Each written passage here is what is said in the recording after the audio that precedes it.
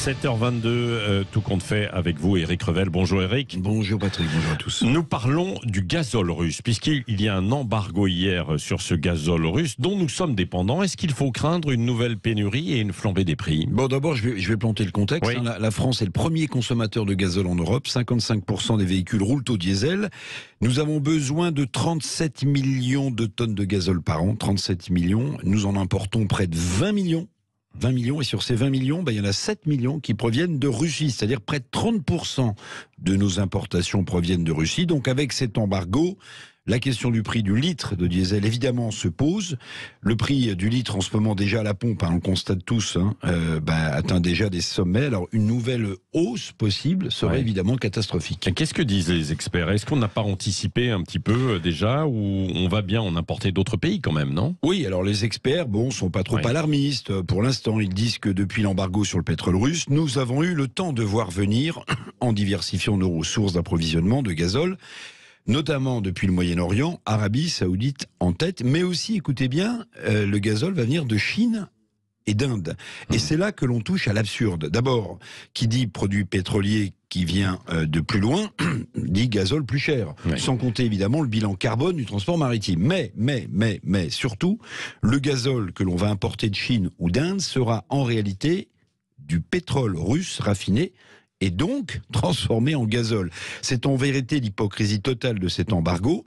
Nous allons fermer les yeux, mais c'est bien du gazole importé de Chine ou d'Inde qui viendra indirectement de Russie. Vous voyez, c'est ça. Pour faire les choses bien. Bon, mais je croyais qu'on était capable aussi quand même de produire ce gazole, donc à partir de pétrole en fait plus classique, quoi. On n'y arrive plus? Non, on fut capable, on l'a été, mais si nous nous trouvons dans pareille situation d'importer l'essentiel de notre gazole, c'est parce que depuis une bonne dizaine d'années, nous avons fermé de grandes raffineries françaises. Oui, et sans raffinage de pétrole, pas de gazole. Ainsi, les raffineries, je regardais dans le détail, de Dustedt, dans le Bas-Rhin, de Berre, dans les Bouches-du-Rhône, ou encore de Petit-Couronne en Seine-et-Marne. Tout ça a été fermé, a été condamné. Alors officiellement parce que le coût est trop élevé, le coût du travail, mais il faut le dire aussi, c'est surtout lié aussi à l'effondrement de l'industrie en France. Parce que si vous avez moins d'industrie, vous avez besoin de moins de produits pétroliers. Imaginez qu'aujourd'hui, la France, Patrick, est le pays d'Europe le moins industrialisé du continent. On n'a plus que 9%, chiffre officiel, du PIB, de la richesse française, qui provient de l'industrie. Effondrement, évidemment, impact en cascade. Alors, difficile d'y voir seulement, vous avez compris, le fruit de la fatalité, mais plutôt les conséquences d'erreurs stratégiques, de politique publique, mais aussi, il ne faut pas l'oublier, de grands patrons qui pensaient, il y a quelques 10 ans, 15 ans, qu'on pouvait se passer d'usines de production sur notre sol. On a sabordé notre industrie au profit du secteur tertiaire et de la mondialisation.